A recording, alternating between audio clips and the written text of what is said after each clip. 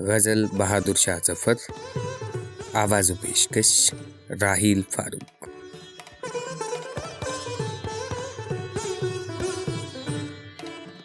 कभी बन संवर के जो आ गए तो बहार हुस्न दिखा गए, मेरे दिल को दाग लगा गए, ये नया शिगुफा खिला गए।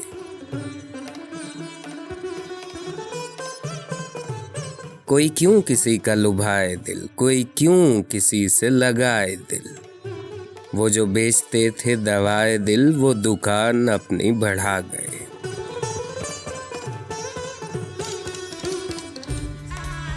मेरे पास आते थे दम बदम, वो जुदा ना होते थे एकदम, ये दिखाया चरख ने क्या सितम के मुझी से आंख चुरा गए।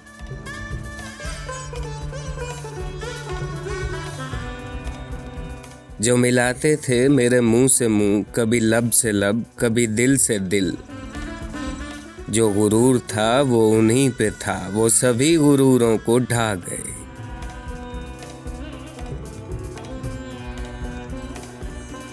बंधे क्यों ना आंसुओं की झड़ी कि ये हसरत उनके गले पड़ी, वो जो काकुलें थीं बड़ी बड़ी वो उन्हीं के पेच में आ गए।